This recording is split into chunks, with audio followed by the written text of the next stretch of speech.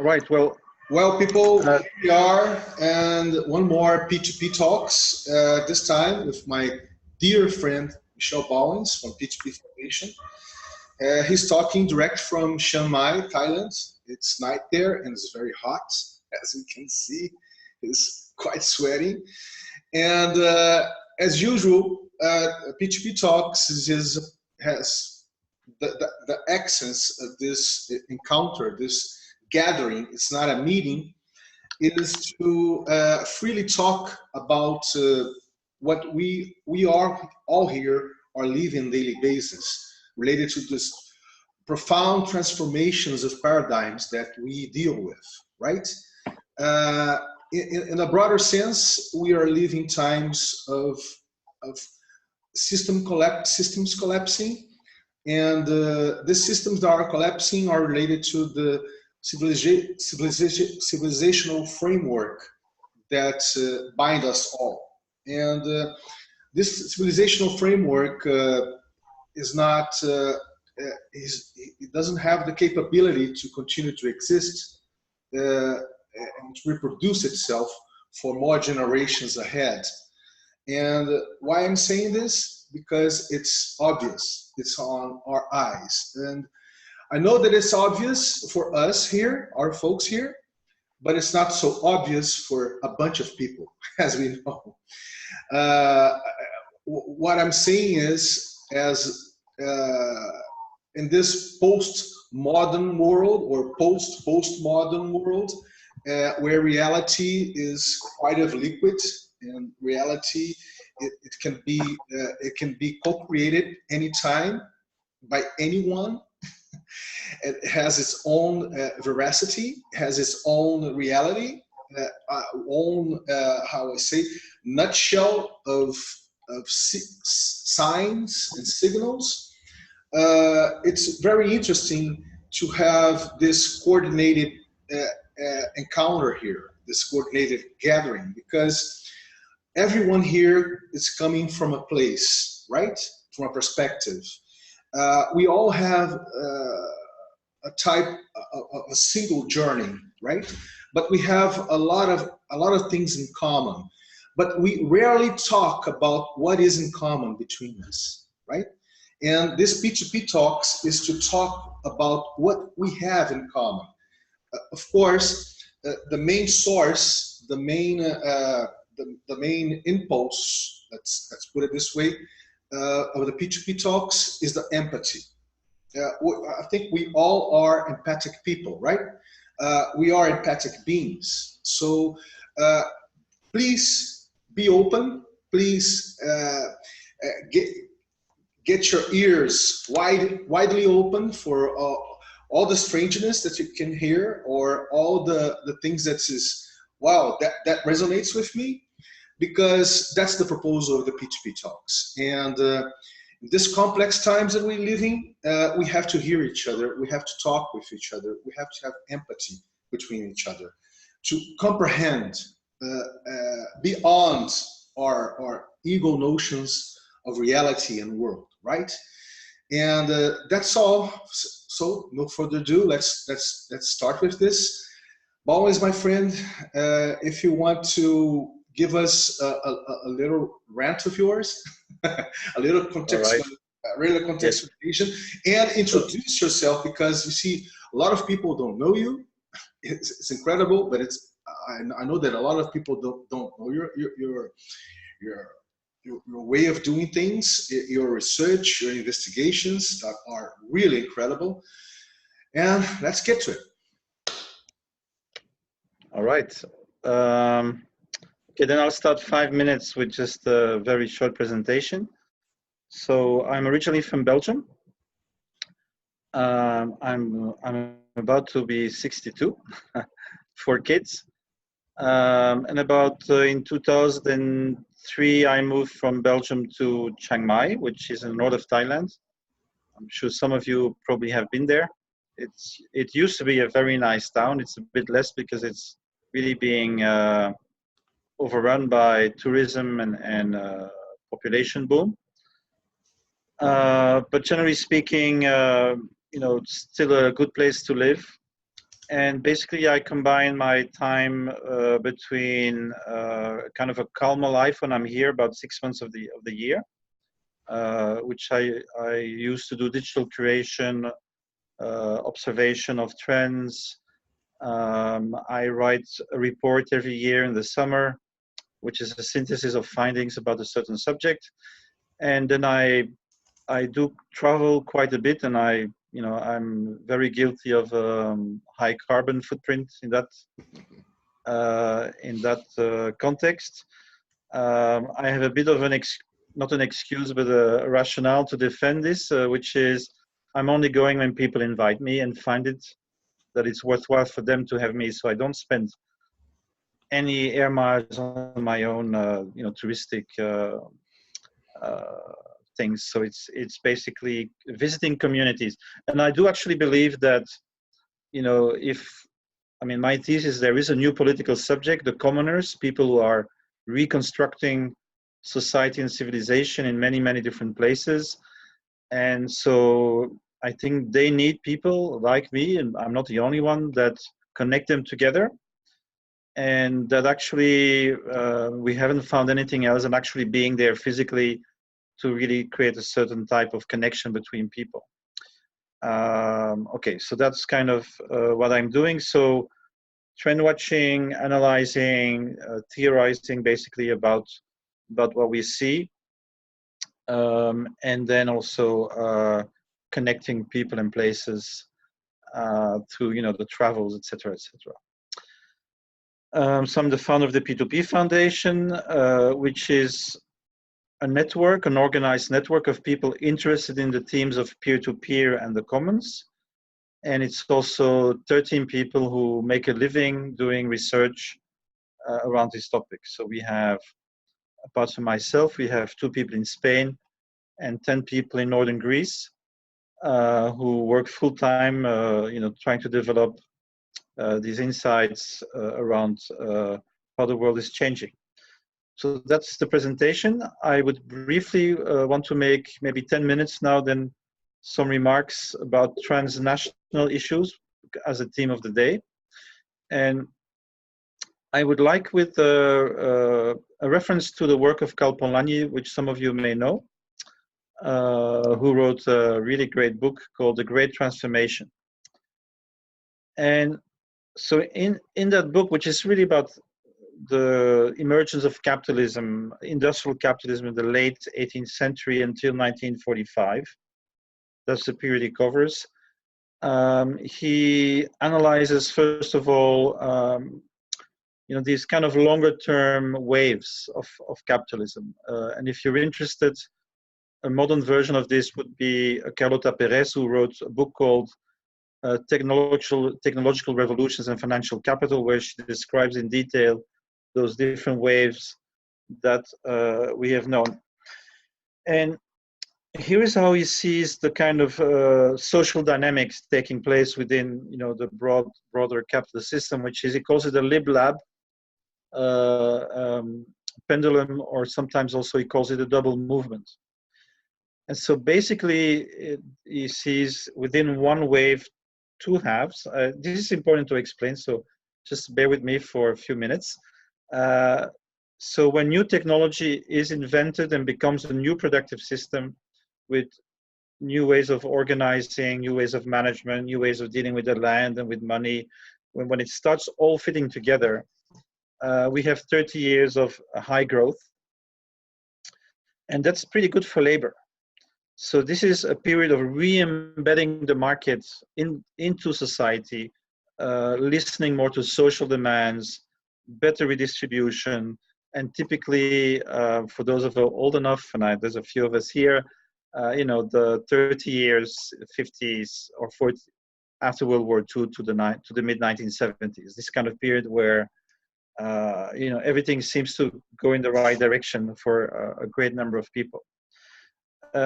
This usually ends then with a crisis of capital, because their profitability is going down. You have a counter-revolution, and then you have the second period, which is the lib period, a period of privatization, deregulation, and there's been 6 of those. And so basically, if we look at this dynamic, that's the change happens through this lib-lab dynamic, this kind of changing of where the balance of forces is in particular societies. And so basically, the way to imagine this is you have capitalism consisting of three things: capital, state, and nation. And so it's the nation mobilizing itself to put pressure on the state to re-regulate the market. That's the fundamental dynamic that he describes. And this can be right-wing or it can be left-wing, doesn't matter. So that today we're typically in a Polanyian moment, which is we have right-wing populism, which wants to go back to the nation state, kind of deglobalizing in terms of nation states. And then we have left-wing populisms, which kind of want a Keynesian type of redistribution. But as most of you will have noticed, it doesn't seem to be working at all this time, right?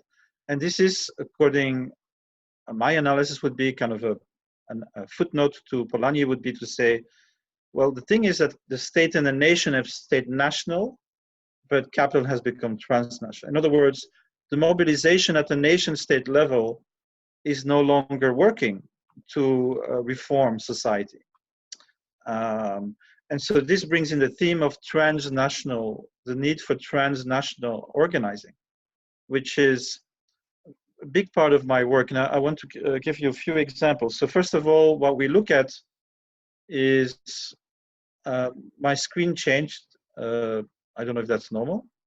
All right, that's initiative on Vinicius, I guess. Yes.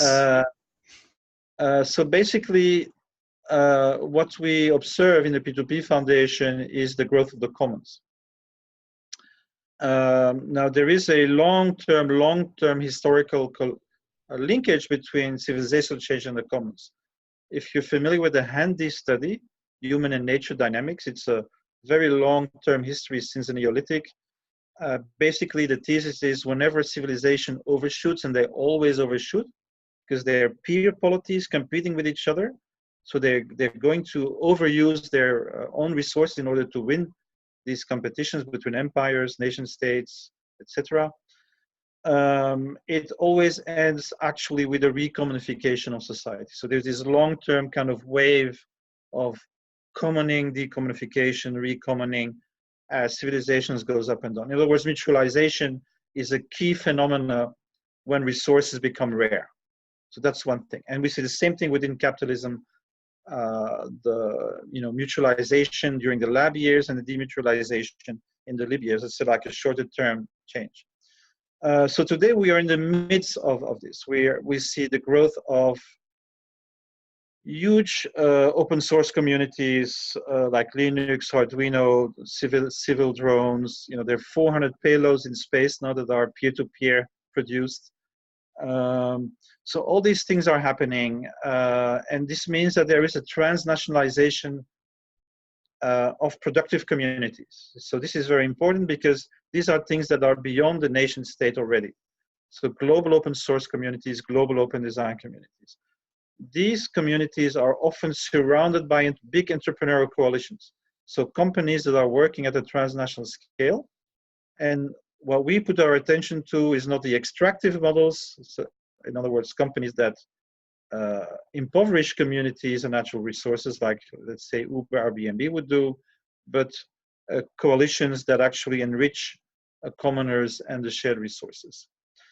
Just to give you another example, what I find extremely interesting, I live in Chiang Mai where this is very visible. So we have a Facebook group, which is called Chiang Mai Digital Nomads. We have 25,000 members. So there's a huge, well, it's huge compared to before. It's probably marginal on a global scale, but there is a circuit today of nomadic workers that are doing cognitive labor. They can work remotely, and they go to places like Medellin and Chiang Mai, Ubud in Bali, in Tenerife, Santa Cruz and Tenerife, and so different places where they move about. What I find interesting about them is that they're building global ecosystems, using the cryptocurrencies. They have this theory called Six Flag theory, which I find fascinating. In other words, they use their collective intelligence to know where they have to invest, where they create their NGOs, where they pay taxes. So what I find interesting is that they use the nation state as an instrument for their own transnational interests. So the way, and this is important, so, and maybe a bit related to the graph that you're seeing. So the basic idea is we see civil society evolving to producing more and more common resources. So for example, just to give you another study, we worked for the city of Ghent. We crafted a commons transition plan that was based on 80 interviews, 9 workshops with all the players, the urban commons in the city of Ghent. They had a 10-fold increase in 10 years, so from 50 urban commons to 500. So this means that all the provisioning systems in these types of cities are already available in a common-centric alternative. They're not big, but they exist and they're growing, and they basically cover the full gamut: shared mobility, shared housing, etc., etc. And interestingly, in the field of energy and agriculture, they're not just redistributing resources, they're actually producing them. So I'd like to introduce this term, which is called cosmolocal production, which is basically the knowledge is shared globally. So what we say, what is light is global and shared. The effort is to relocalize the logistics and the productive system closer to the place of need. So basically, we're thinking in terms of microfactories, distributed manufacturing, and that's something that we add to it. Preferably, they use new types of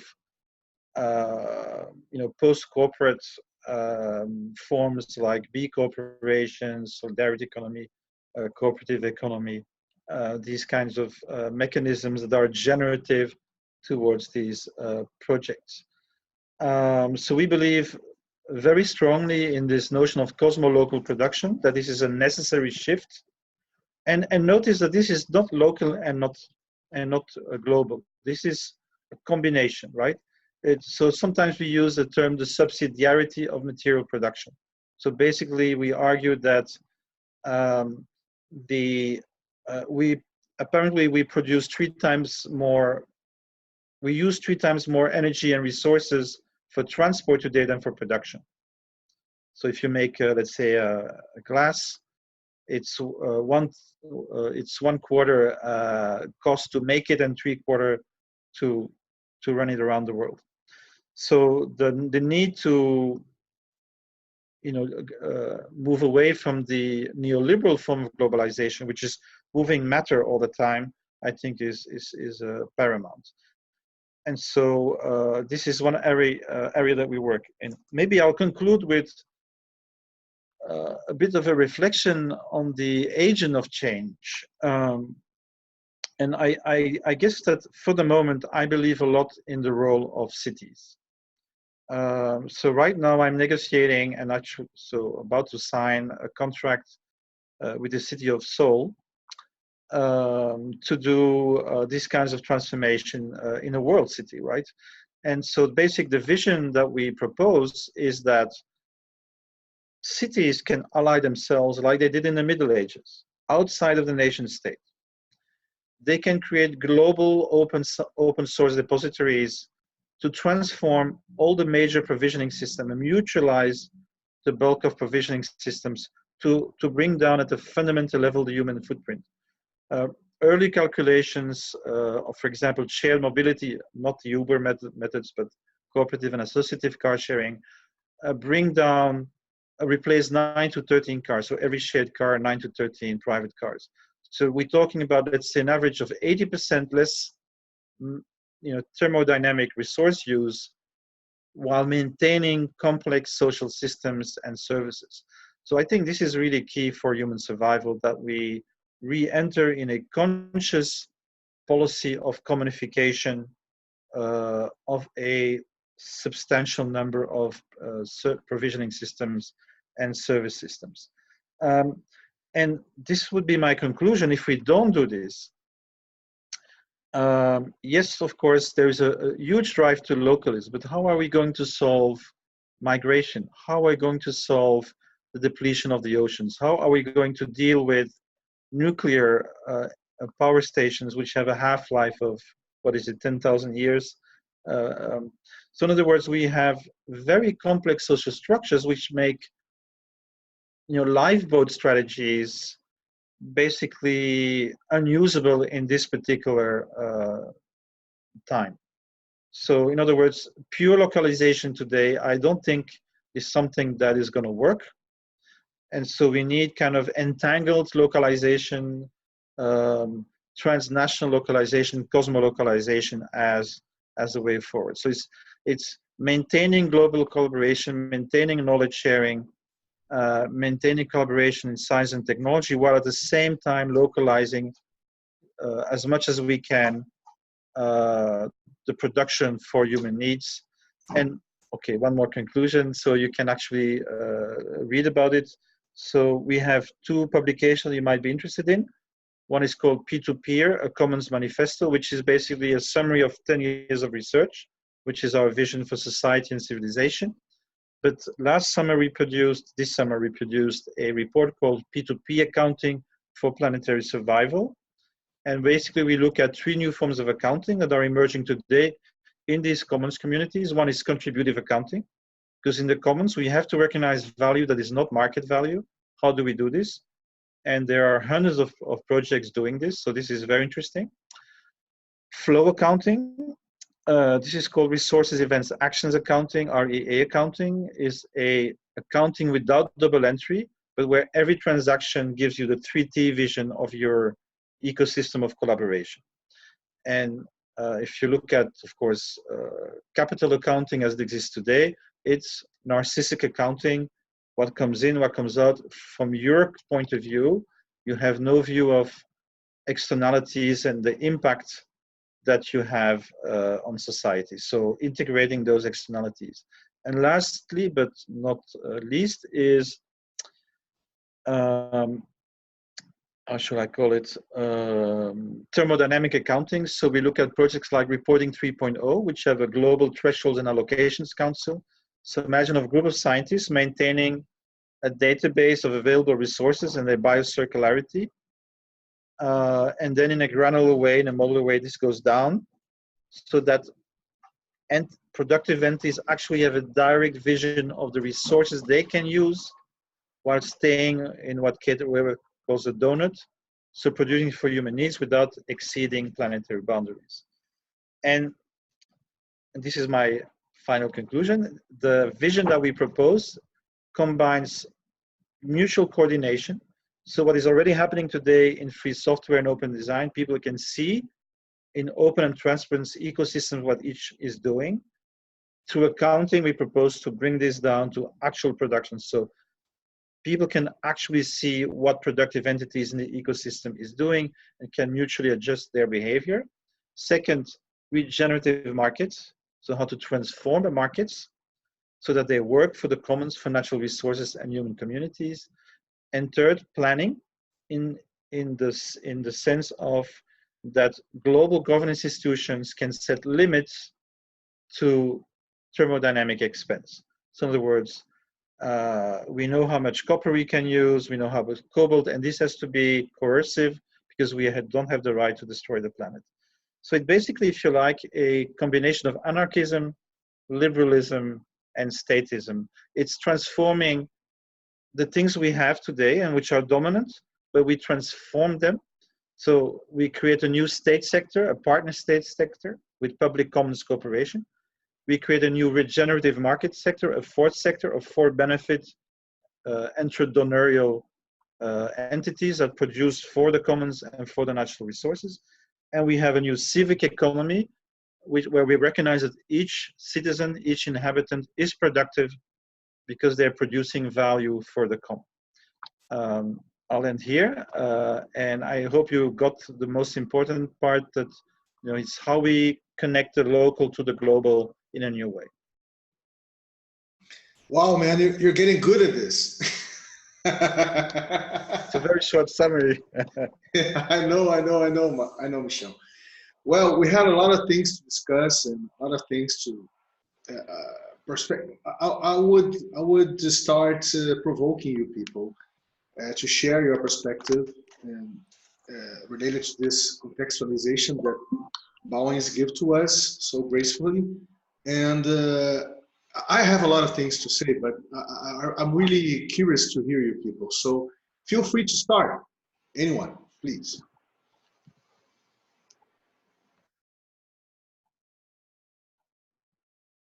Let me pose a question just to start us off someplace. So how do we get evangelicals and the alt-right really excited about commonism? Anybody? Well, I think by avoiding the word, I think.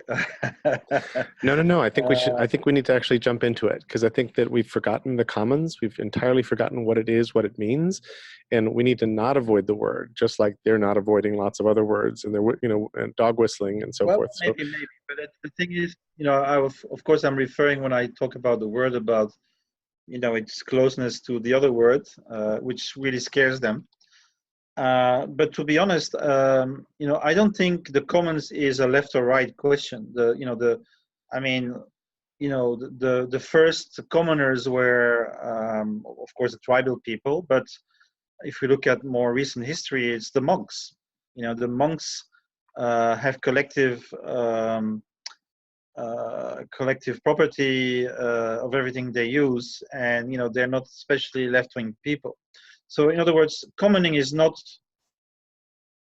directly related to political positioning. It's a practical thing that people do in order to survive, and mutualization is something that can be done by everyone. So I think in terms of connecting with evangelical people and the alt-right, I think this is it's a pragmatic way to approach them, not by ideology, but by really concrete cooperation. And this is something you learn in the commons when I'm more in the technical communities, but I'm, for example, not a big fan of libertarianism, the right-wing libertarianism that's so strong on the internet. But in terms of doing free software, we have to work together. I don't care that they love Ayn Rand, or we just have to build free software together, and we have to have sometimes the capability of putting these political differences under brackets. And yeah, especially, yeah, okay. That's kind of what I'm asking about, is like, are there things like that? That's a pragmatic, strange bedfellows kind of moment that I like. Can we do more of that between commoning and these others? Because unless we enroll others into some sort of similar vision that we have, into pulling in the same direction, minorities trying to pull in this direction are going to have a very hard time. Yes, I must admit I'm not very familiar with it, but I have met enough people from, for example, Poland or Hungary, where they have pretty right-wing regimes and somewhat repressive regimes, and they tell me that even their local politicians, when they talk very concretely about these projects, that they're actually listening and allowing this to happen. And don't forget, Mondragon, which is the biggest cooperative in the world, was created under a fascist regime and wasn't destroyed by that fascist regime. So they found some way of, making, of growing their cooperative and their cooperative ethics within a regime that wasn't particularly always friendly to it. So I don't think it's an impossibility to do this. I don't think it's necessarily easy. And maybe I want to say a few things about this, because this is, I think, the new class structure that we have. And Piketty talked about it half a year ago. He said we have today 3 groups. One is the Brahmin left. Basically, we today have a cognitive class, which is educated, precarious, doesn't have a lot of capital, but is culturally rich. And then we have a merchant right, neoliberal businessman or populist right businessman. And then we have people who have neither. You know, what's left of the, especially in the Western countries, of the industrial and service working class. And we are in a moment today where the cognitive class is losing its linkage with the working class. In general, left-wing parties today do not succeed in winning the votes of the working class. But the right-wing merchant right is able today to create alliances with what's left of the working class against what they see as the elite of the cognitive elite, right? This is basically the dynamic that explains for me the right-wing victories. And this is very important, because if you look at the current things that are happening in Europe, when the left gets elected, the next elections they lose. When the right wing gets elected, the next elections they get bigger. And they get bigger because they have very active socialist policies. You look at Hungary, you know, if you're a working family with 3 kids, you get €700 per month. You know, that creates loyalty to this new regime. And so this is, for me, the most dangerous moment today, is when you see the, you know, progressive parties, you know, going into identity politics and radicalizing on identity politics, and basically creating a rift, a huge rift.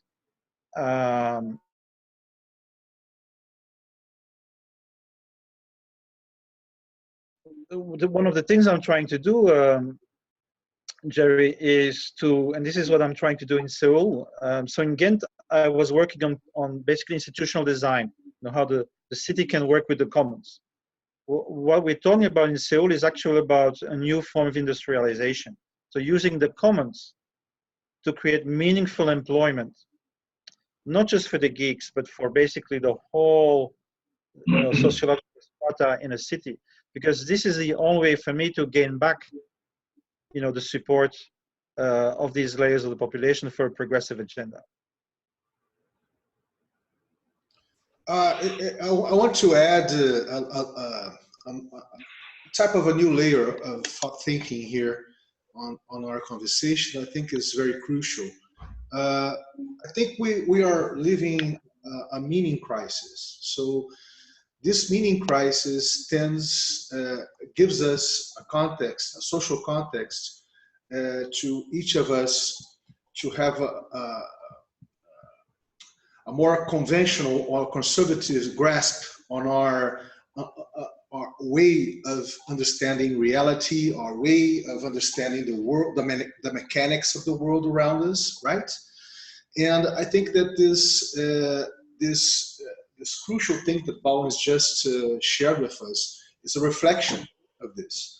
And in this sense, the degrees of separation between ourselves has diminished a lot in the last 20, 30 years. So we have more social complexity between us. So the way that I view this is we are rediscovering ourselves as a social beings. And why I'm saying this? Because all the things that regulate us as a species, as civilizations, has been through power, through concentrations of power, political power, economical power, and through lords or overlords. And I think that we are really we don't want nothing more of this as a species, at least a bit of our species, right? A little bit of our species. But what I'm saying is, it sounds to me that we are shifting our social awareness, right? Our social awareness is shifting, and we are accessing in a planetary wise landscape a new way of understanding ourselves in this planet. And we are trying to figure this out because this is new. I don't know if Bauwens is gonna agree with me, but this is very new. We're really trying to make something very coherent, and when we deal with complexity, we have the tendency to understand complexity through the layers of system thinking, right? And system thinking is not enough, right? I think that system thinking is a part of it. Systems thinking is related to order, to command, is related to negative entropy. System thinking is something that it's our way of viewing nature, way of viewing the universe, the planet, and making something that is workable for us, right? As societies, as cities, and all the things in this sense. So, in my point of view, Bauwens, the thing that we are really dealing with now is the understanding of how do we navigate as people, as persons, as peers, through this new way of being together as a species in a translocal way, without really having as a framework the societies as how I say to you, the way that we still live, right? But we can't continue to depend on this. We have to co-create, really co-create new frameworks. We have really co-create new frameworks that are linked primarily with a regenerative way of living, right? Because we exploit a lot this planet, and we still are exploiting it. And so my question is, when I think about commons and complexity, I don't really think about how I say, building up a new macro narrative, right? A new macro narrative to counterpart the macro narratives that we already have. I think it like on a micro narrative. I think that we as people in a singular,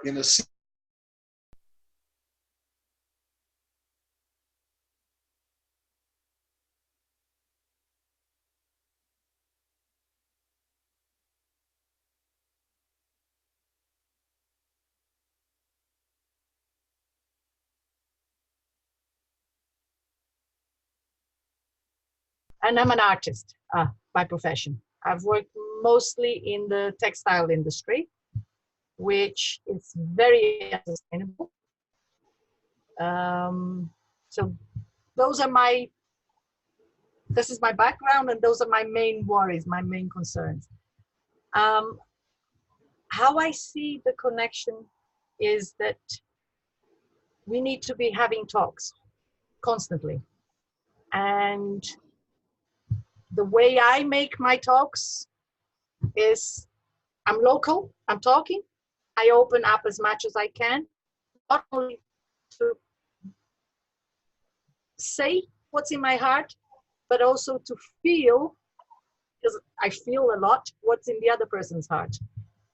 And I come to meetings like this so that I can learn aspects that are not in my knowledge yet, so that when I meet something out there locally, I can help direct others if I already have the information or not. This is basically it.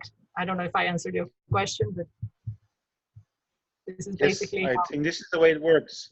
This is the best way, I think, to, you know. I don't belong to any, I still don't belong to any groups, any, so yes, I'm a listener for the time being. people, I got disconnected, but I managed to get back. And the beauty of Zoom is because I'm the host one, but he has some, this is interesting, Bauwens.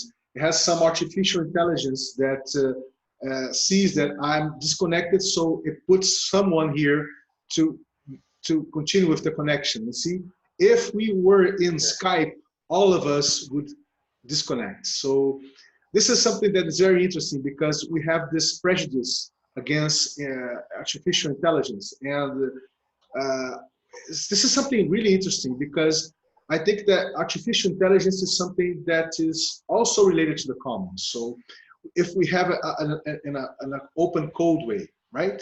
In an open source way.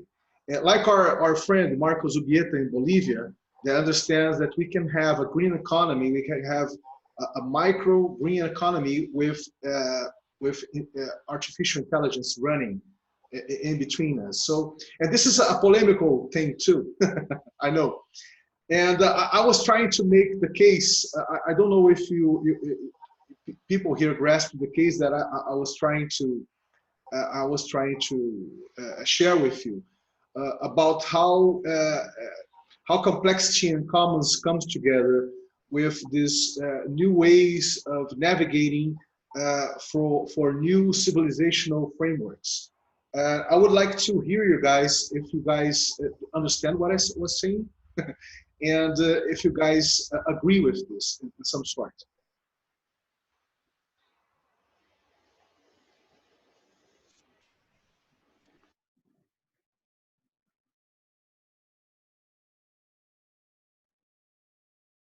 Okay, can I maybe tell you a little anecdote?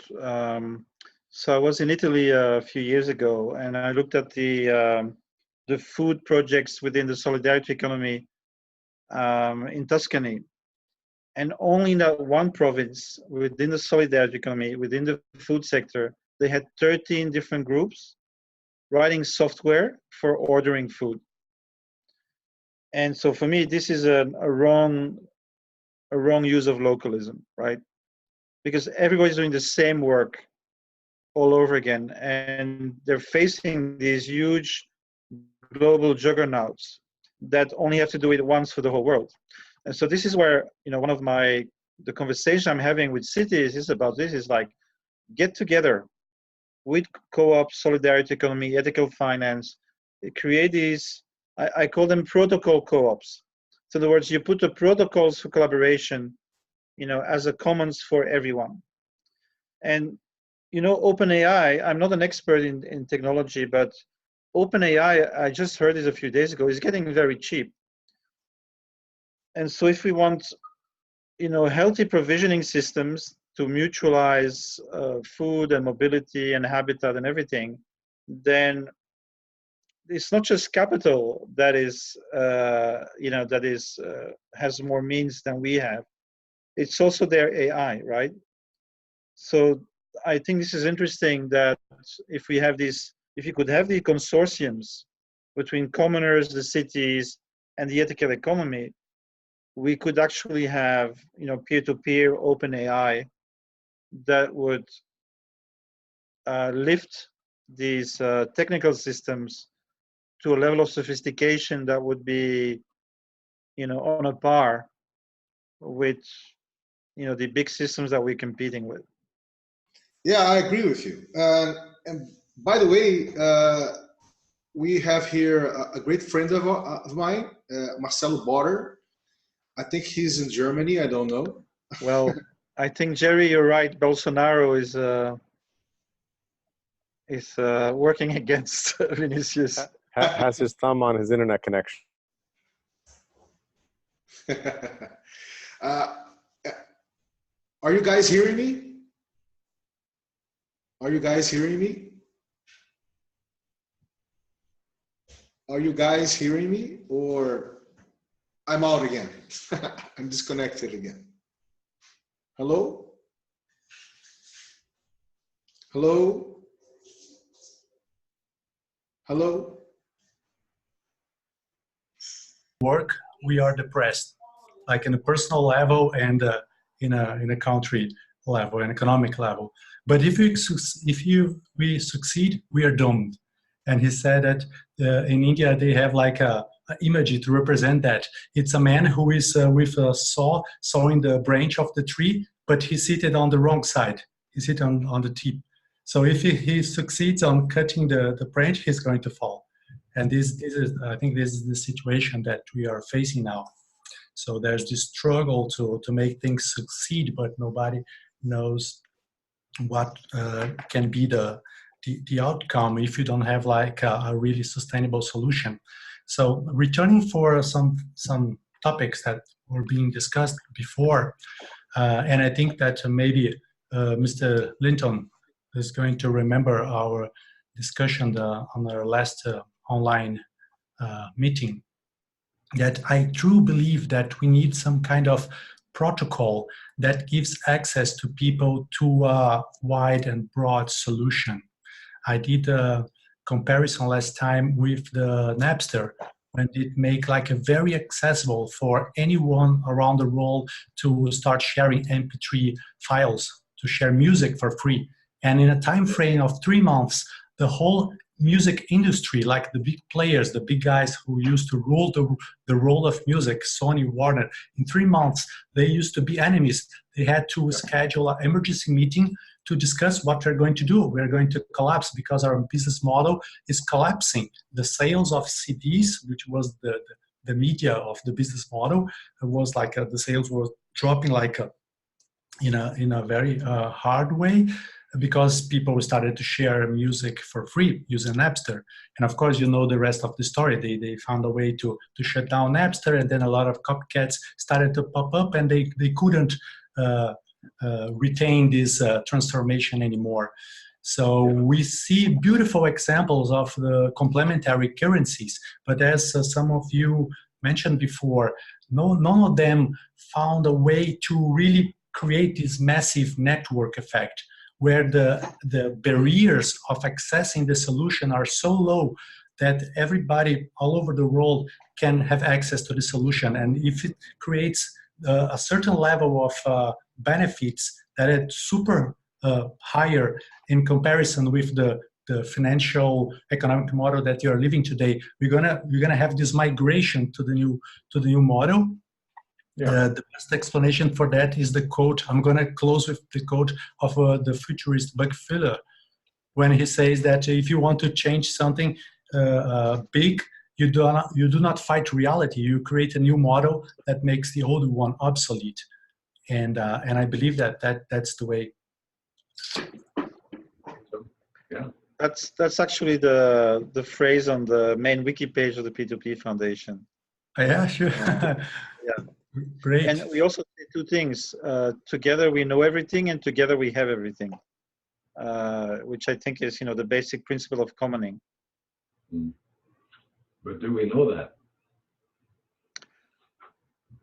No, not so many people. We've forgotten it. Yeah. The stuff we don't know is really the problem. And I think that these transitions are not going to be achieved by small increments. They have to be, I think, like Marcello has been implying, more like a mycelium suddenly shooting all over the place, rather than the sequential tree planting cycle. Sort of emerge rather than be constructed. And that will come from a protocol and from clear benefit. If an initiative doesn't generate benefit, transparent benefit, tangible benefit, immediate benefit, it's not going to take hold. But if it does, then it's got its own legs. It's got wheels, and will move. So I think the key points are good demonstration of good selling propositions for common money. That's where I'm working at the moment. So I don't know if anybody has read this, and maybe Jerry, with your brain out there, you might have the answer. But I saw something that I thought was very important, that the learning capacity of humanity has gone up 8-fold since the internet. In other words, so they looked at different things, for example, and I know this is not a good example, but WMDs, the mines that they put in Afghanistan and other places, it took the Taliban like 2-3 years to master this technology, and now it takes about 6 weeks. So if there is a new conflict, new players learn much faster than they used to but also good things. So they looked at, you know, it was a Brazilian thing with some kind of dance, and they looked at how fast new dance moves were being incorporated in new groups. So I think this is a good thing, right? Because we have huge complex problems. And if you look at the past, that, you know, the transitions, like the Reformation and the Renaissance and these types of big transformation of society, they used to say it took 4 generations. And and we don't have that time. So that the idea that we actually have this kind of collective intelligence infrastructure, I think is you know, that's good news in terms of accelerating. It feels like a mixed blessing that might tilt positive, but we're generally unable to process things and learn our lessons. So we now have the ability to act on things way faster than we actually understand what we did. And so we can screw up the world really, really quickly right now, because the speed of mobility of an idea, you know, meme velocity, if you want to call it that, is way, way up, because suddenly we're all connected. We're all, like, for zero marginal cost, we're sitting here with you in Chiang Mai and multiple people in Rio and so, you know, Laguna Beach and so forth. So I'm thrilled that we're in this era. I don't think we're using it all that well. Yeah. And let's remember that understanding isn't always the route to useful action. All of us ride bikes, I'm sure. At some point in our careers, we've ridden bikes. And when we first learned to ride a bike, it's not because we've read the books and understand the mechanics and it's you get on the damn thing and you ride. And it's the experience that gives you the understanding of your capacity intrinsically, rather than from an external force. And we need bikes, training bikes. We need simple get on and play packages that people can experience benefits right away, whether they understand it or not. Understanding later, please. Sorry, rant again. I like this analogy very much with the bike, because it makes me think that why I wanted to ride the bike. Mm-hmm. And so yeah. I threw myself out there. I've worn glasses since I was 2 years old. So I'm very protective of all these activities, but I wanted to ride a bike. So until I got somebody that helped me overcome my fears of riding the bike, and I think we're all in the planet right now in this point, we're all freaked out. We know we're at a ugly point, right? We know we're dying, so we're all reaching out and trying to survive. Mm-hmm. Just as an example of what I was saying earlier about the lag effects of when we get it and when we cause change, Jerry Mander in his book, In the Absence of the Sacred, has a page on the car. And he says, if we had understood the effects of the car, that we would fight wars over its natural resources, that we would pave over our cities, that we would prefer cars over citizens and pedestrians, that we would, you name, et cetera, would we have allowed the car to go forward as it did? And it's a rhetorical question, because there was no halting it, there's no changing it. But we are now living through the effects. We're now trying to change our cities back to being human cities, for example. And that's just one of the giant effects of the car. So now we're facing that with artificial intelligence. We're facing that with 15 different, as Salim Ismail would say, 20 different Gutenberg moments that we're facing simultaneously. And our ability to have this conversation is really lousy. Because partly there are players in the arena who are intentionally splitting us apart, because that leads to political victories. And they're intentionally poisoning public discourse, because that leads to political victories.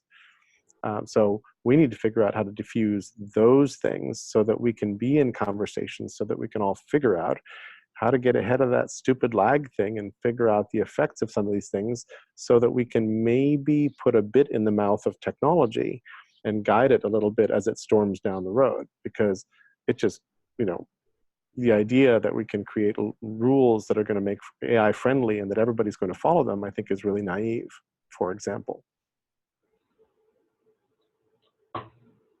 I think, you see, Jerry, there's not only a way to do it, right? People have different mind stages, mind perceptions. And some are captured by ideologies, right? Political ideologies. And some understands that these political ideologies are crucial for our existing in this planet. But if we take a look as a whole, as a species, when we talk about complexity, we're talking about chaos. You are talking about something that we really don't have control, right?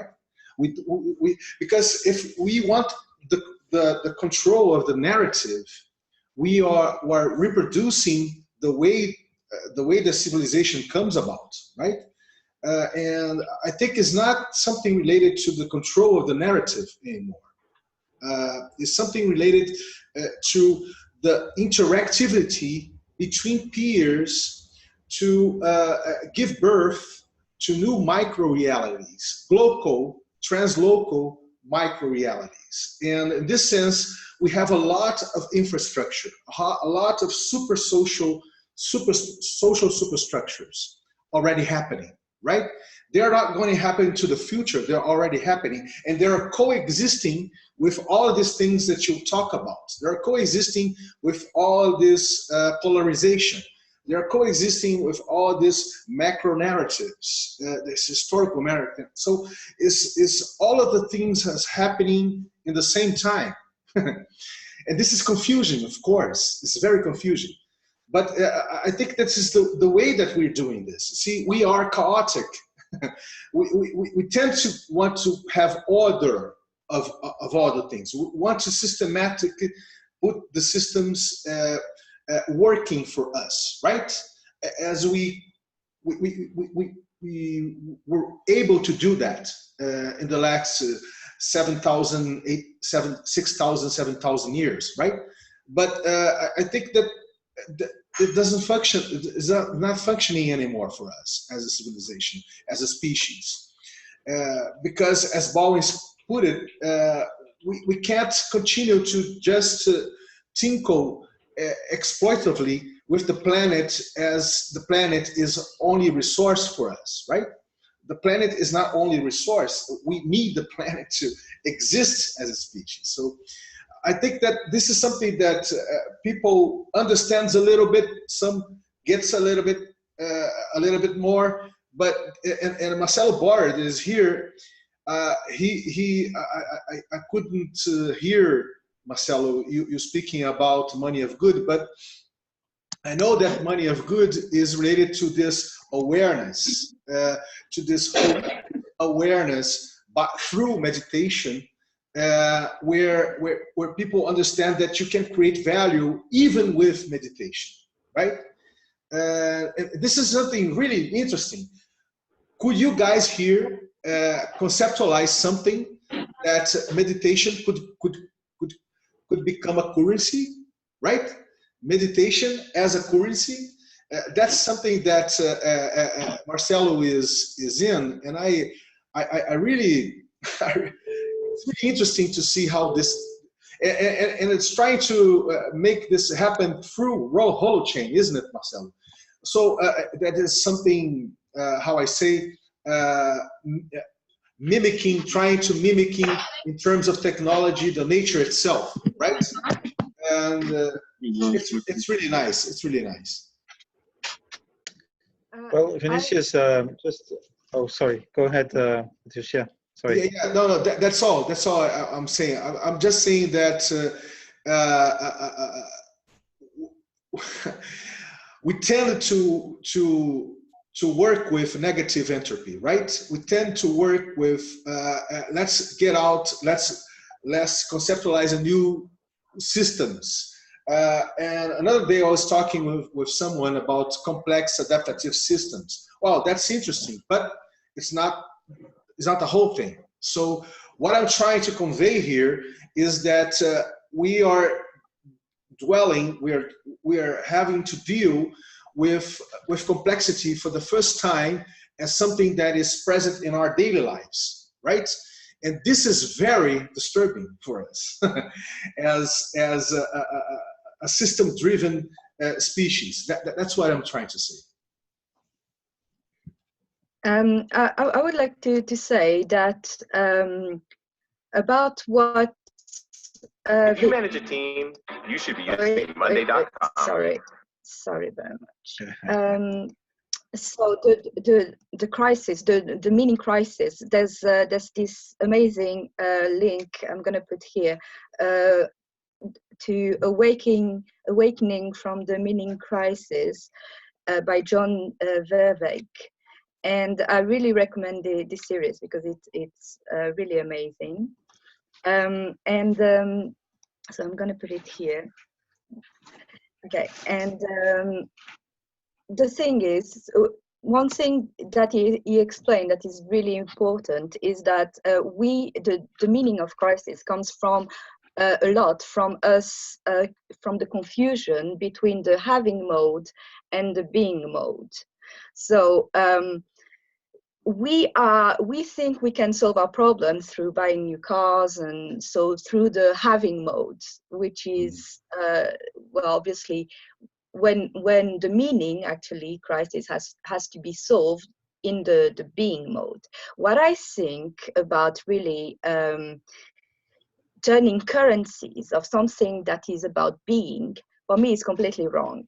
It will lead to it would lead to more confusion because it's using a tool for the having mode for the being mode. So it's not meant to say that we can't create a system in which intrinsic reward is highly taken care of, but not through currency.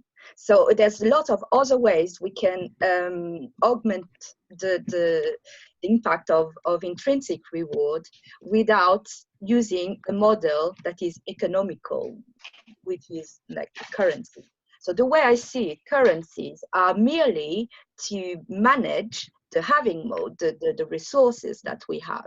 If we start using currencies to manage other type of resource, the unintelligible resources, then it's really not going to work out well at all for me. So that's my personal opinion. I'm creating a system that is a system of systems. So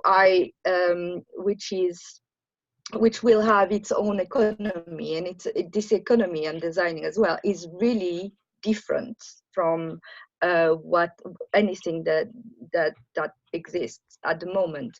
So what it does is it does a lot of different things. So I won't be able now to talk about it really in detail. But what I can say that it does is it will connect in terms of the resources that we have. It will promote sufficiency, so not abundancy, but as well not reward scarcity. It will so promote sufficiency and connect it to our needs through mean of connecting that to our needs in terms of economy. So just resources. The other things, so it will be in the system as well, but in a model that comprehends how we can develop ourselves, how we can grow ourselves. Sorry, how we can. We have a lot of psychotechnologies already that we can use, and we can capitalize on that, and we can start putting them into the design of the systems and making everything work together. And that's what we're missing. We are missing a platform in which everything makes sense together, everything is interconnected, and everything and there's no confusion on the modes. We can't confuse the having modes and the being modes, you know. And that's the problem with a money that's based in having. And our monetary models are entirely having based, stock, asset, balance sheet, snapshots of what I have. If we want to be able to participate effectively in a self-knowing community, we need to see flow, because flow is patternable, and flow is not about me. It's about my connections, and the connections that are connected to the connections that are connected back to me. So it takes it out of the process if you go into flow currencies. There's a clear distinction I really want to press on. I understand. Between the money and flow currencies, because you lost it halfway through there on that one. It said currencies are no good, and I say good currencies are very good. So, yes, but in this kind, in the model that I'm thinking, so a value would be used, but I wouldn't call it currency. Because let's say if we're talking about algorithms that kind of manage the flow of things, it's very hard for me no algorithms managing the flow of anything. Please do not give an algorithm management. No, I mean, obviously it's the people, but the algorithm, what it does is to manage it. It's for example, when I see through glasses, right? I use the glasses to see better. So the algorithms are the glasses, let's say, you know, but still it will be the people behind making the choices, obviously, you know. I'm not trying to go for a dystopian here, future. Yes, obviously. But so I would still make the differentiation between currency, which is meant to manage resources, so meant to manage the having mode, to other type of intrinsical reward that we can use, that it can, because when you talk about currency, I think about numbers, right? And a value, a measure of something. So, but you can, whilst you can still measure things, you can do it in other ways. So for example, it can be visual. So, you know, if we have intrinsic rewards that we can see our progress in visual terms, and in terms that we can't just compare to others. So we can't enter into the competition mode, because a number you can compare. If you have a number, you can compare with your neighbors or your friend, and oh, I'm behind, and you know, and you start entering the competition mode as well. And whilst if you have an intricate flower that represents your growth, and in each color, you know, a type of cognition and things like that in the system, then you focus on your flower and how to make it grow in a beautiful flower better, and there's no possible comparison to your neighbor's flower, because it will look completely different, and you won't know which one is the best. It will be just, you know, exactly. So there's also ways to bypass, let's say, the things that puts us in competition mode, and incorporate the variety that gives us collaboration. We need variety of collaboration. So it's bring these measures, where applicable, into serving society. And yes, but that's why I'm against calling things that are meant to manage in mode, calling them currency. I'm really opposed to that. Well, for me, you know, I like the word money, and I want it back. You know, I don't want to be inhibited by the bank money. I understand what you say, because I see a lot of people that are completely against money, and I'm not like that either. I think currency, money, is a tool that we have to learn how to use correctly, which we are not at the moment, absolutely not. So once we learn how to use it, and once we reach sufficiency, then the money itself will disappear, but that's as a natural consequence, because we won't have to deal with the numbers anymore. Once we reach that sufficiency and all the algorithm working behind, we won't even have to look at the number. So it will be absolutely obsolete. But that will be a consequence. It's not a goal. It will be a consequence of a well elaborated system, and it can never be a goal. You know what I mean, the difference. I think we've got a good conversation to have, Patricia, about this, and I look forward to it, because I see a lot of clarity in what you're saying, and I keep looking for pattern.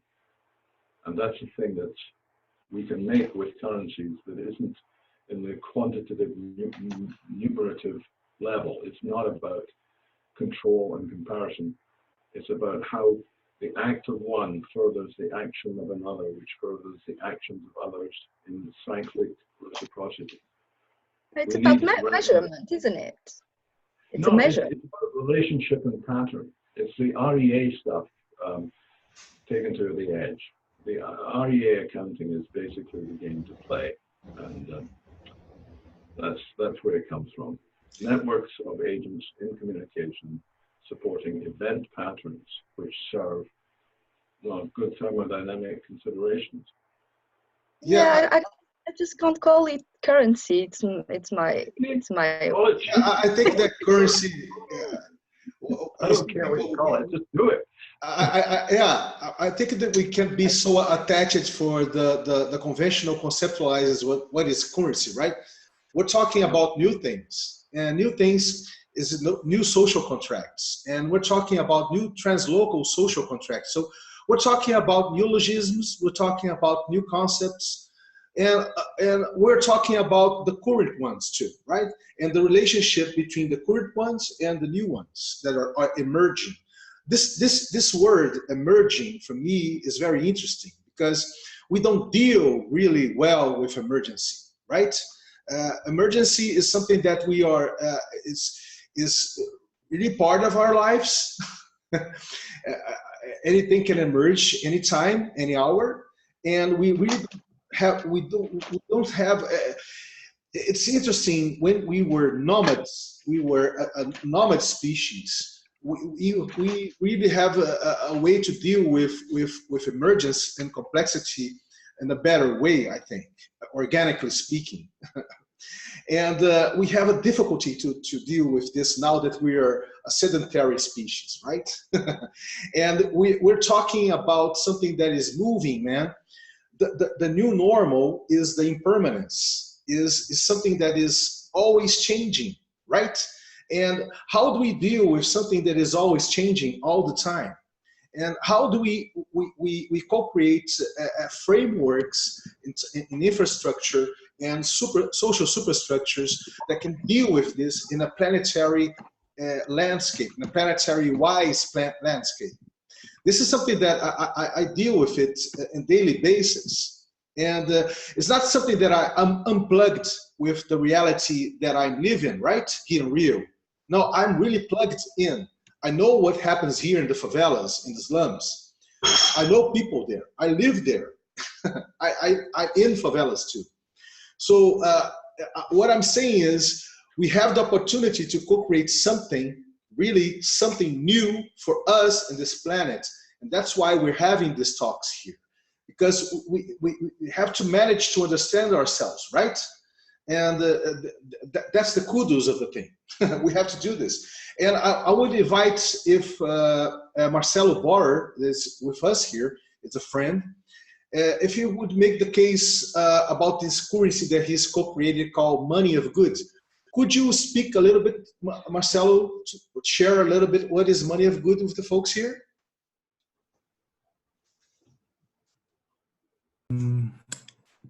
Hi, Vinicius. I don't know how much time do we still have for this? No, we don't have so much time, chronically speaking, in terms of chronos.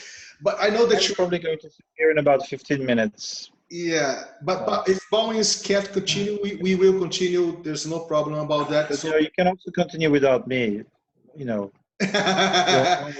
Yeah, if Bauwens goes away, we go away too. No, that's not the way. Come on, man, feel free. Okay, thank you.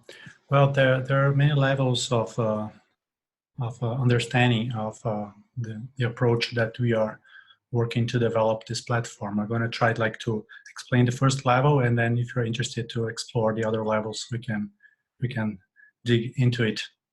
So basically, Money of Good, it's a socioeconomic platform that combines neurofeedback with holochain and use the proof of meditation reward system to reward people for the time they invest on practicing meditation. So in a very practical way, people use our wearable, a brain sensor like this one that is called Muse. We are developing our own called Memo. It's going to be similar, but much cooler and cheaper, probably. So this neurofeedback system helps the user to improve their meditation practice. So as soon that they achieve like the minimal level, which is the optimal level of meditation that is beneficial for their health, they start to earn credits of the good currency, the currency of the common good. And the way that we design to issue the good currency, it's in a virtual loop that creates value connected to a new economic model that's much more sustainable and equitable. Vinicius is sharing now our web page. On the main page, you can find a storytelling of the future called The Vision of 2030. And this story tells about a guy who traveled to the future and returned to tell how the future is going to look like when Money of Good platform is driving the transformations and what the benefits that is going to create. So it's a really good way to have a big picture. Along the test, you're going to find some links to further explanation.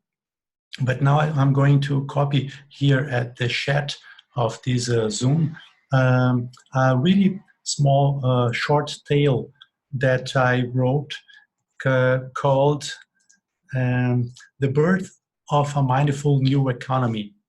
It was inspired by the great course that I did called Money and Society, created by Professor Jan Bandel and Matthew Slater.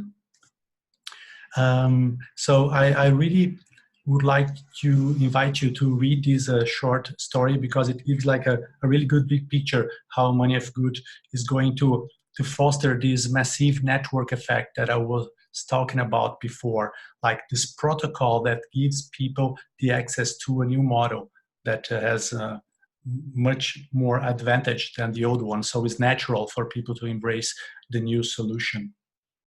So yeah, this is the first layer of explanation. So if you want to explore more, you feel free to bring your questions. Thank you. Yeah, it would be interesting, Marcelo, if you tell people how this works, how Money of Good works as a currency. For the better understanding, I know that you need to deep dive in it to understand better, but I think that you're able to contextualize a little bit more about how it works, right? What specific do you want me to tell? How people can issue Money of Goods in daily basis. Well, so basically, the system for issuing Money of Good. Let me take a banknote here, so you can have something more tangible to get. There's a banknote of 100 goods. So the concept is based on a collaboration with companies that are better known as B Corps, but there are many companies that work with the same values and purpose, but they don't have the certification yet. But this movement, it's a really good example of companies that are willing to use business as a force for good. So the idea, and by the way, this Monday I have a meeting with the marketing director of Patagonia. Many of you probably know this export wear which is an amazing example of a company that is completely focusing on create positive impact, and they have the certification as a B Corp. So the idea is to create a collaboration with these companies where they're going to offer titles in the amount of 2% of the sales of their products as a ballast or as a reserve credit for issuing the goods. So it means that we want to create purchasing power from day one. It means that if we launch the platform tomorrow and people buy the sensor and they start practicing meditation and they start making some goods, they're going to be able on the first day to go online and to buy some products, let's say from Patagonia. So in the end of the month, Patagonia is going to check the amount of sales up to 2% of their products, and they are going to be the only players that are going to be able to redeem at 50% of their goods for euros or dollars. And the way that we are going to provide this backup for the companies is with the money that we are going to collect with the sales of the sensor. So it creates this virtual loop that as more and more consumers start to see advantage on using the good currency, because it's going to be free of taxes, it represents like a new sustainable model, and so on and so on. For the company is going to be more interesting to offer more products. So this virtual loop start to adding value to the currency, so we can continue issuing money of good in a proportion as people practice meditation. And this is one part. You can find a paper that explain this currency modeling at our main page, at the main page of our website.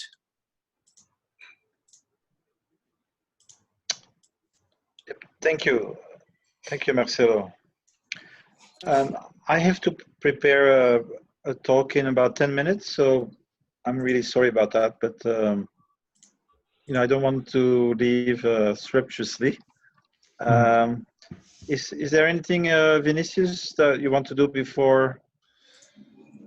Yeah, before I leave? Of course, my friend.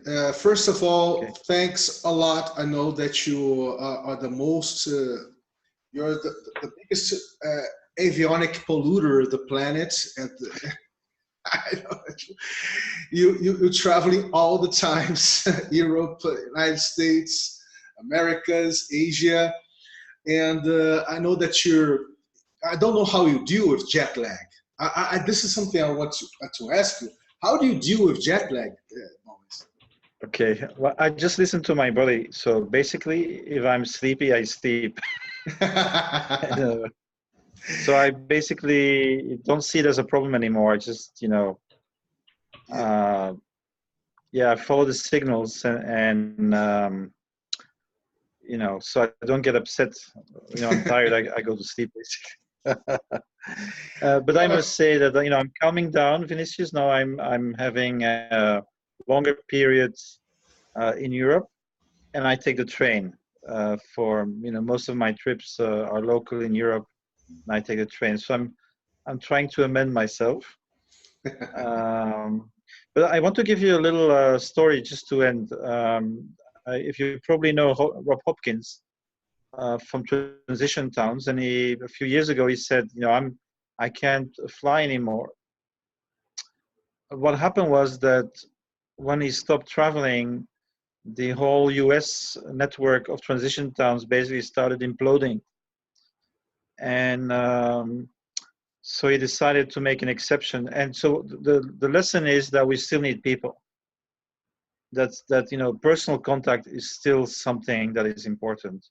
And so of course, you know, mass transit, going to bake in the sun in the Dominican Republic, if you can do it in Spain and take the train, you know, that's really a bad use of flying. But for some people, and I know I'm speaking a bit pro domo, but I think for some people, it does sometimes make sense to be in different places and to play the role as connector. You know, you don't do it for yourself, you do it to construct a movement, and as a kind of investment, because you expect that through these efforts.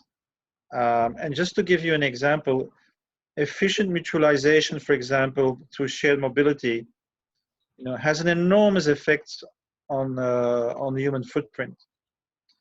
So, to have somebody come that can explain and help with the organization of a shared mobility project, that is worth it, because it's going to, lead to a fundamental shift in energy usage. So you have to be careful. Don't do it for your own self, but do it, within the context of a social change, and then sometimes, it is justified. So that's how I get to sleep tonight, to have a bit of a good conscience. Well, anyway, I'm just going to thank you, Vinicius, because in my travels, I went to Rio de Janeiro, and your kindness and your hospitality, basically is something I will never forget. So thank you so much for, in the past few years when I came to Rio, each time it was like a feast. Yeah. So thank you. And thank you for the attention of all the people who listened to me in the beginning. And yeah, I'm very happy to, to meet this group of people and to see that, that people have quality conversations. So it's very important.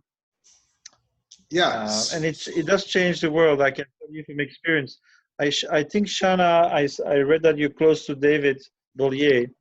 And just as a little anecdote, we used to organize with David and Silke these deep dives, and it's basically bringing together 25 people for 3 days with minimal framing, with a like the stick of the Indian, so that everybody gets to speak. And we brought together maybe 10 times, twice a year for about 5 years, groups that didn't know and didn't talk to each other. For example, commoners and cooperatives, commoners and ethical finance, etc., etc. And it's amazing what comes out of it. Like when you bring people together, they have deep conversations, they will work together. It will take some time, but you look at it 3 years after and you see these people are now doing things together. So conversation is never, I think, like meditation. It's not a waste of time. I had And sorry, I have to go. I need 5 minutes to prepare. Of course, my friend. Another conversation. Feel hugged. Okay, thank you so much for inviting me and for being there. Thank you. Feel hugged. Bye bye. Bye bye. Yes. Kisses. Thank you. Come on, man. Oh, there I see. Bottom right. Okay. Kiss for your heart, man. Well, my friends, we can still continue a little bit if you want. I think we have fuel for that.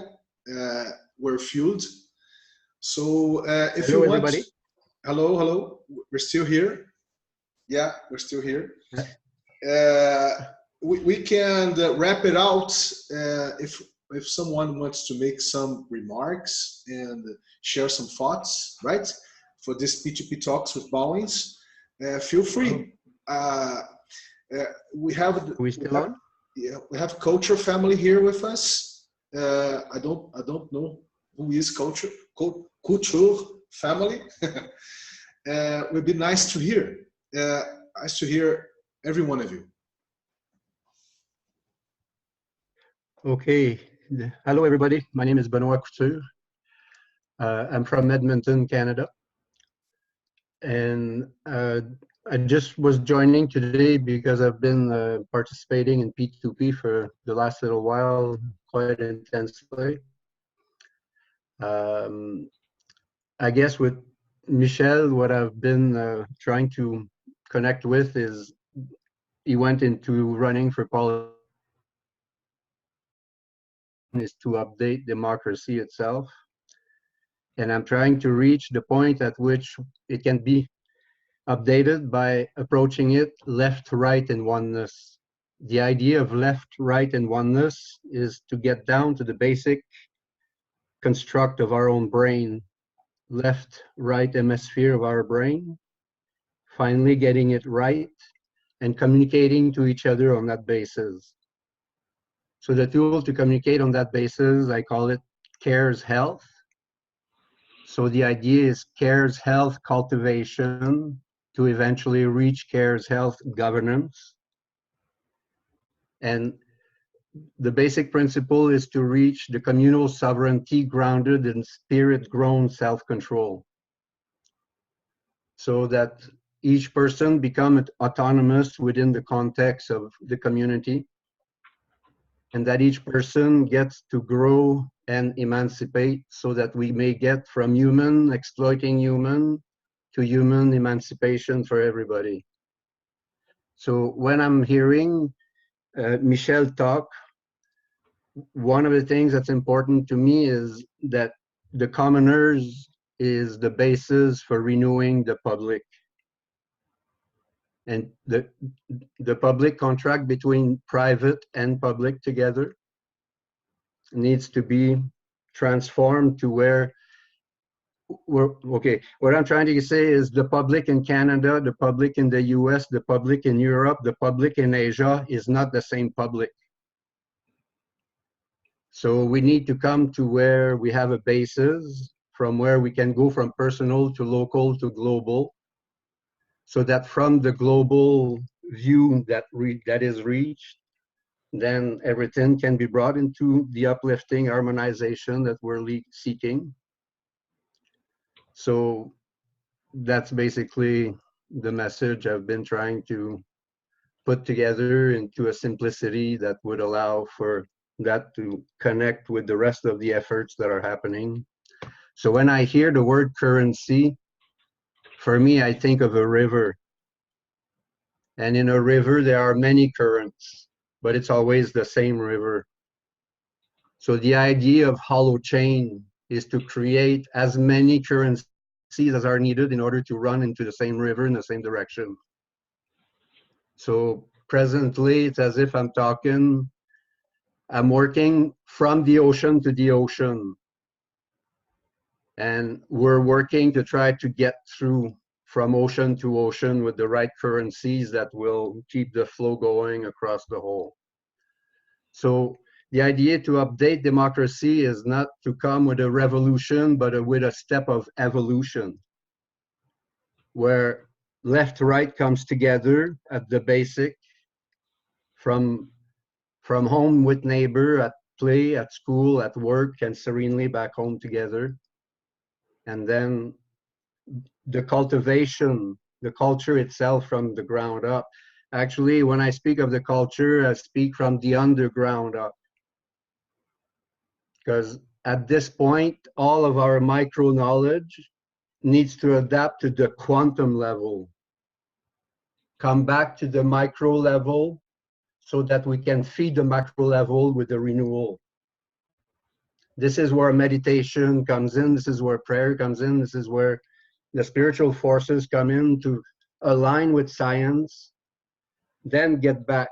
We process all the micro data we have in the quantum power. Then we come back in the micro and the ground level, and then we go back up. So in CARES health governance, there is health, education, health, communication, education, correction together. Those are the four systems already in place in just about all democracies. Bring them together into one to work in the oneness of the services that are needed. And in order for that to happen, we need to take the last one, correction, and bring it to health. So that correction stop being a never-ending punishment that punishes everybody and accomplishes nothing. So we go into correction, and with the drug on war that is finally easing out, the resources can be put into the human emancipation that takes us from correction and completes the 360 with health. So everybody capitalizes on wellness and good health, and for the sake of socially work for the common good. By doing that, we bring peace between capitalism, socialism, and communism. We bring it all at one, completing each other instead of fighting each other under the hiding mask of totalitarianism there. trying to conquest everything and control everything from the top by keeping us divided all the time. So now the narrative become capitalism works to create socialism, to create communism, to get us all working together instead of against each other. So it all begins with the serenity between the left, right here for each one. That's the emancipation we're looking for. So once we connect there, then we're in the oneness, spiritual oneness needed to then renew everything else. So the person with who I'm the most in contact is Shauna, who invited me over. So together we keep on yakking away and hoping that one day we'll get there. Thank you for your time. Beautiful put, beautiful put. Your name is? Ben. Ben. All right. Yeah, Benoit if you want, but Ben is easier for English speaking. Yeah, Benoit. It's okay. Yeah. Well, we have Karen, we have Mark. Mark, they haven't said anything. We have Steve, Richard, Folk. Michael said a lot, but Michael always says something very interesting. So let's try to, yeah, it's the same, man. I know you a little bit through your posts. Not personally, of course. We have never been personally together, but I read you a little bit. And let's hear, folks. Let's wrap this P2P talks. Nice to hear Ben. Would be nice to hear Shana, Richard, Steve, Folk, Patricia, Mark. Hi, I'll jump in. Can you hear me okay? Yeah. Yeah, hi. So I'm just fascinated by catching up with all of you folks, and the fact of that these overlapping circles, whether it's through conversations, group, or some of the different work that you're doing through open collaboration. I'm here specifically because of the work that I was doing around the ideas of Buckminster Fuller in the late 70s, and had the opportunity to stumble into some ideas that came from all the work of and the minds of those that were sharing their ideas, but in the ways that we had to. I had to wander in the library and pull books off of shelves, and this technology wasn't here, but at the same time I was working behind the curtain, so to speak. I felt like Toto in The Wizard of Oz, where I was working with people that had just worked with Buckminster Fuller on organizing the World Games, and was living and working, immerse all of these ideas. I was working on the trade shows, the technology shows, where people would come together at that time to figure out what to do with all the bits and parts. I was helping to inform the public who Steve Jobs and Bill Gates were when the computer industry started taking off.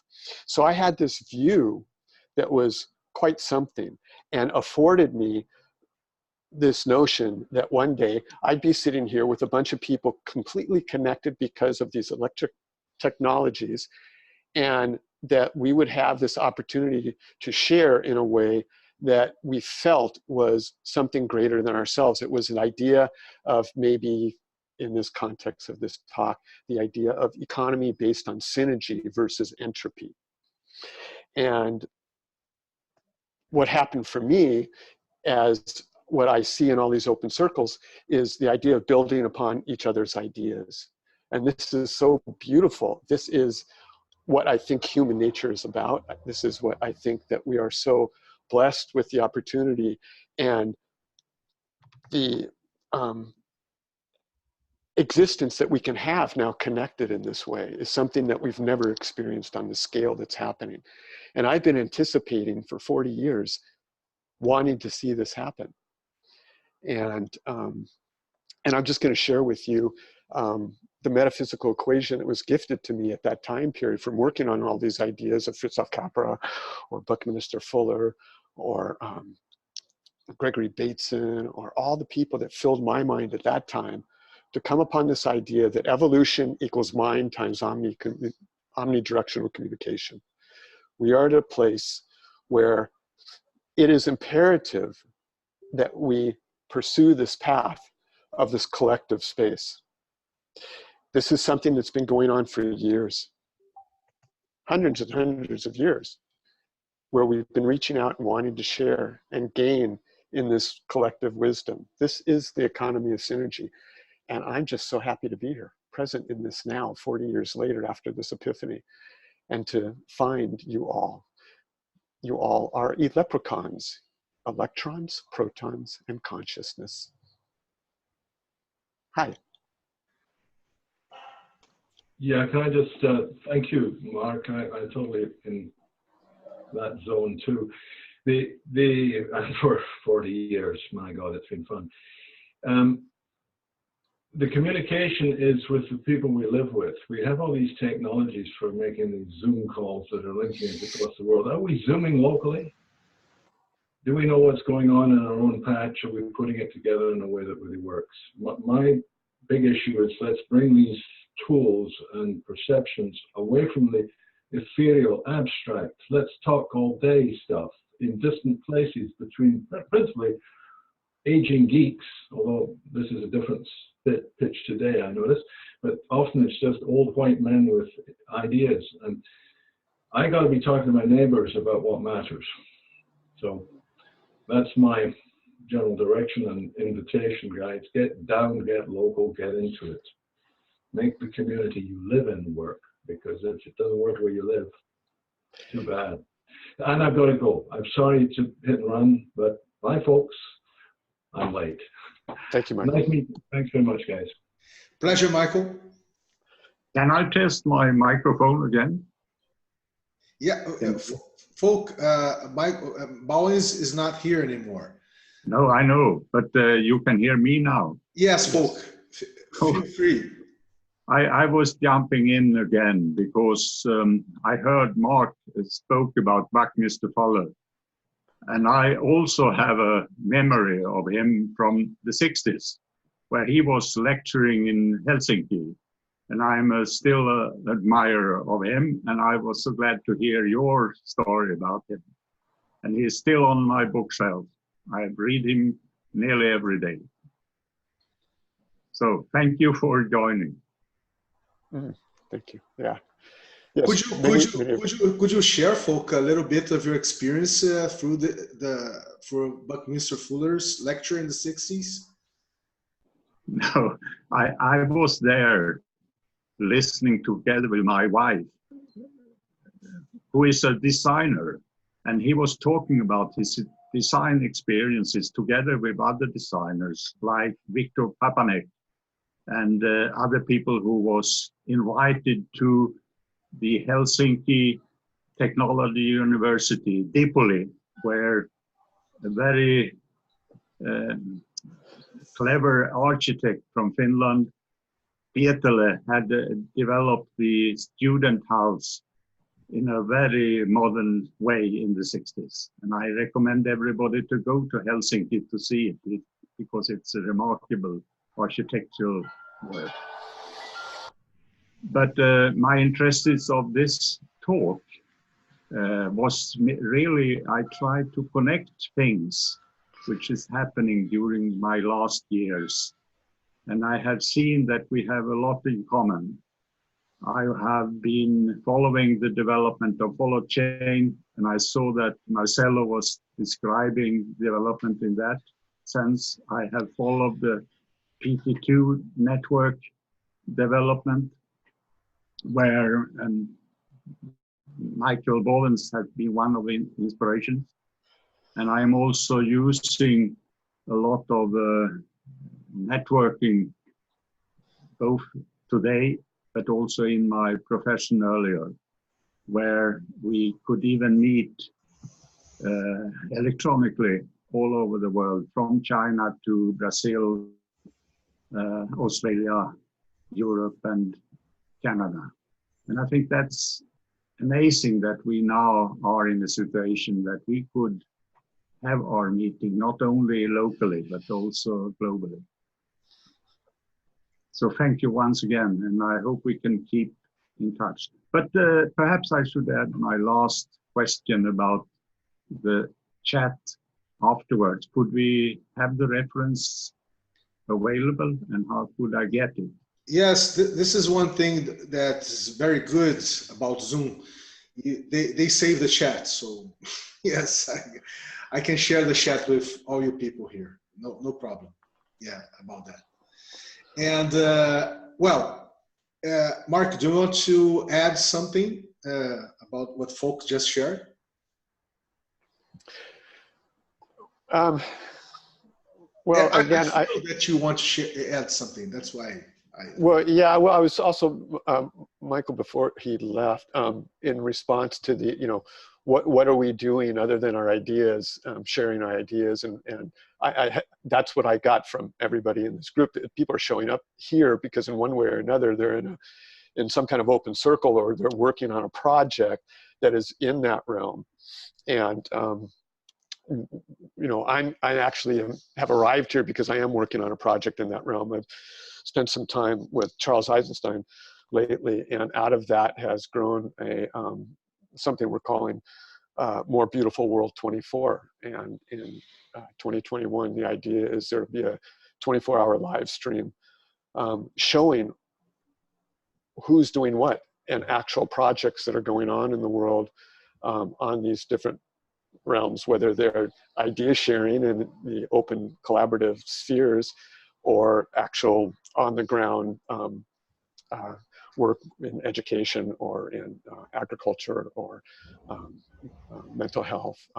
So that's part of our challenge with this project that I saw as a designer myself, is in taking on a project where it is this kind of open circle thing, where we need to bring in more people to find out the resources of who would be shown in this 24-hour live stream, but at the same time build out the platform that is sharing what we're learning along the way. It became quite a massive undertaking to want to produce this.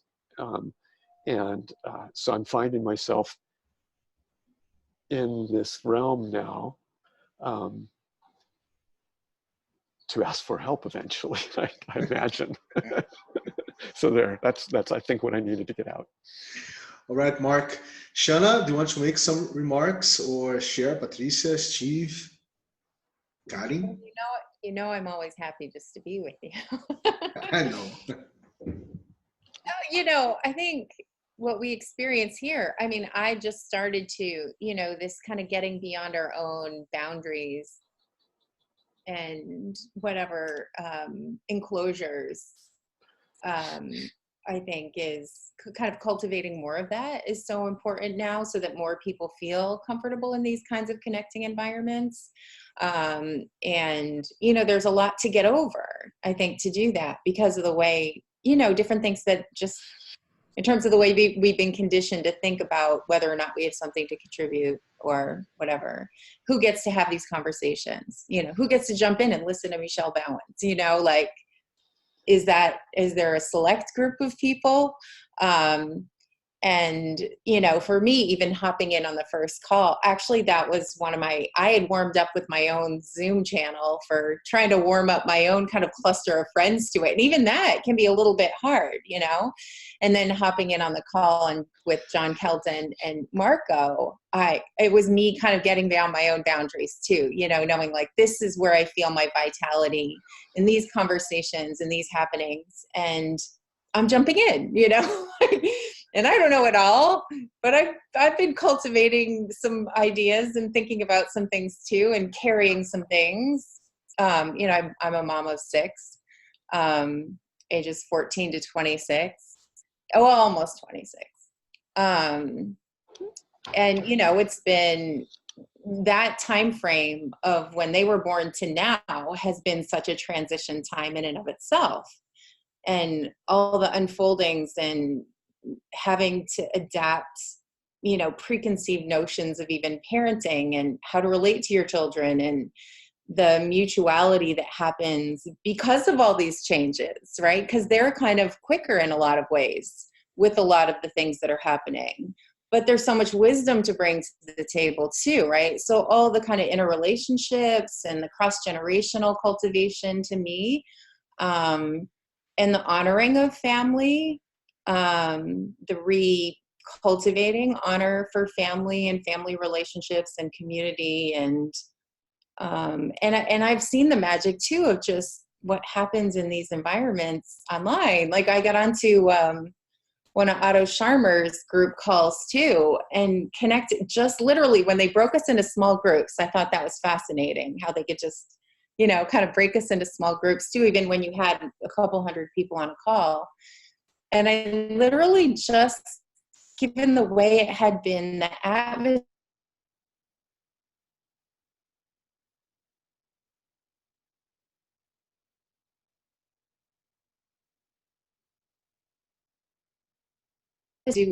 how do we make this fruitful at a global level? You know, how do we build this alignment, this heart connectivity, this, you know, open our eyes together to see more clearly, to let the things that need to fall just kind of fall.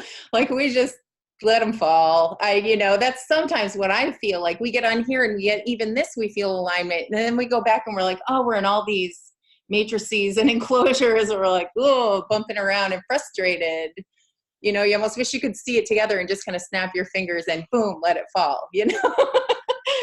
like we know this is kind of how we want it to feel more like this, and those other things, that we have to climb back into, you know?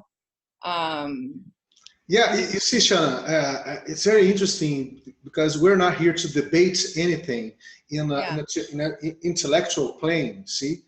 Right. We're here to interact, to dialogue. And this interactive thing of dialoguing is something we need to exercise, because we don't do it really in this local civilizational culture that we have.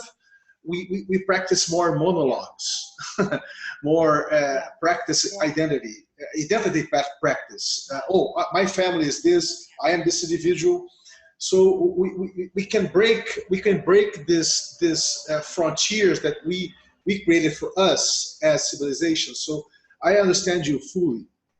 Yeah, it's a very like the tunings that happen, you know, where you're like, it's almost like you're kind of held here in this space where you, I don't know, it sensitizes your tuning differently, just being and listening, and you know, you become more upregulated. Is that you know, from our last call, like just more sensory, more multisensory, more tender, more, I don't know, less quick to react and to have a strong something, you know, just tenderizing to all the voices and the stories and the histories and the aspirations, and then getting a sense for how it all does beautifully touch. And then how to actually manifest that, I think, you know. So I'm working here in the Pioneer Valley, just to give a little insight on that. And I have, you know, I'm looking to ground something. So like in John Keldon's conversations group, where he talks about way stations. And so that's why the conversation with Marco really sparked into something that connected around the imagination of really beginning to seed a regenerative commons village that would have the capacities to begin to cultivate these very things, right? Then how would you then create the distributed communication systems, and how would you begin to kind of get everybody into reimagining and sharing and talking again, and seeing, you know, creating the prompts and the visuals and the things to bring them into the new possibility spaces that we're in, you know, more vital, life-giving conversations, and then turning them